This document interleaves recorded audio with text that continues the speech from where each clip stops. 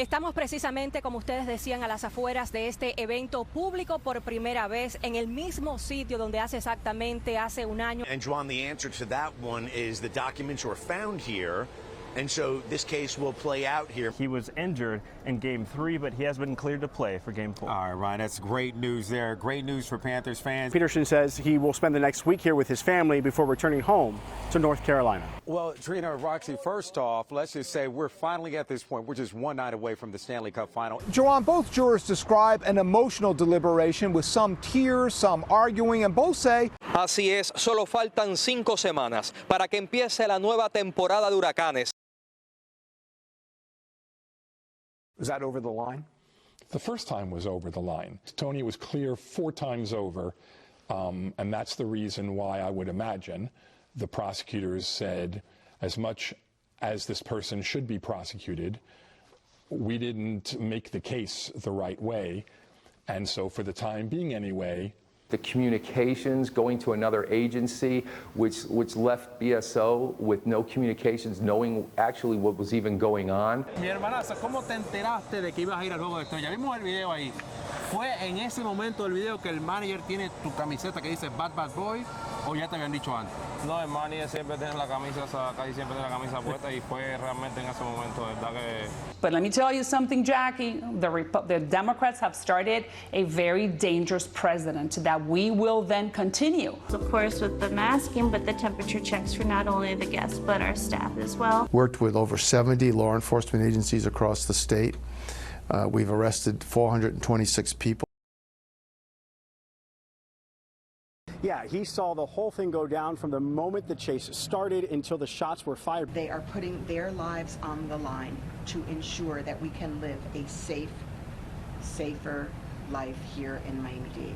Now, Salazar, Diaz, and Jimenez all decided not to speak to us on camera during the course of all of this today. Since the riot Wednesday, no matter the hour, in the darkness and in the daylight, the nation's capital has quickly turned into a place looking much like Fort Knox.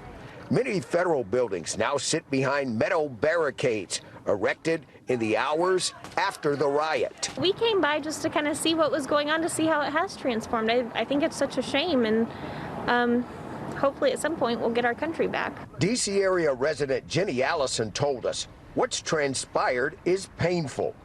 The high fences have gone up not just around the U.S. Capitol. There's no more just walking up the Supreme Court steps to peer into the highest court in the land. It is heartbreaking, and I hope this doesn't impact how people are able to enjoy the actual Capitol building and the Capitol City, going forward, because when you think about it, this could change how people are able to experience buildings that really belong to all of us, right? Yes, there's always substantial security here and a valid worry about terror threats. The defendant is not guilty. When you heard the jury's verdicts, what was the first thing that went through your mind? It was just a rush of emotion, of like a release. That's something you couldn't even imagine. It was just incredible. Scott Peterson tonight speaking exclusively and one-on-one with NBC6 after a jury found him not guilty.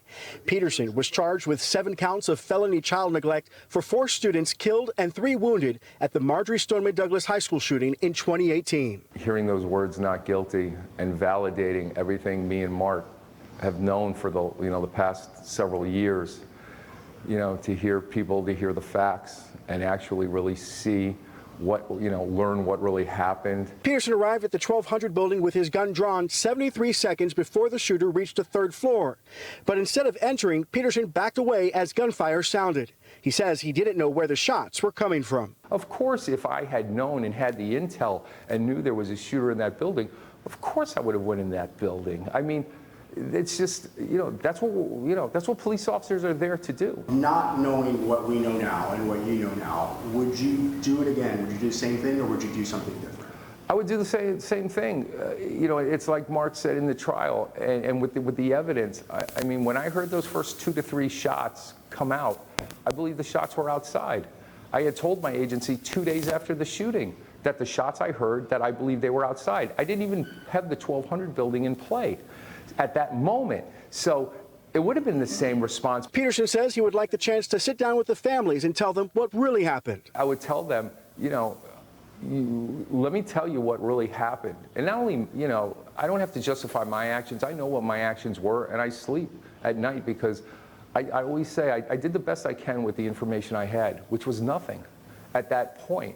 And that's the truth. As for the charges against him, he called them political and blamed former Sheriff Scott Israel for playing politics. A lot of things went wrong with the radio systems, the communications, going to another agency, which left BSO with no communications, knowing actually what was even going on. All those things were factors that really played a major part that were never really told.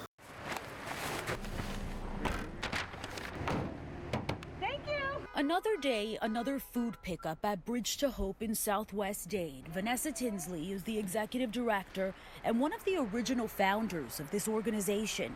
It has a long history of helping low-income families with various needs. Right now, pressure is on the food pantry. The demand has gone up over 500%. And she says that is directly related to the financial toll of the pandemic. COVID-19 has been the game changer. Usually our morning team is out and about with some cafecito, but tonight the night team is hopping into the NBC6 cafe van and taking it on the road for a special evening edition. Bundle up and join us for a night of churros and chocolate from 8 to 11 p.m. outside Finca Table and Tap.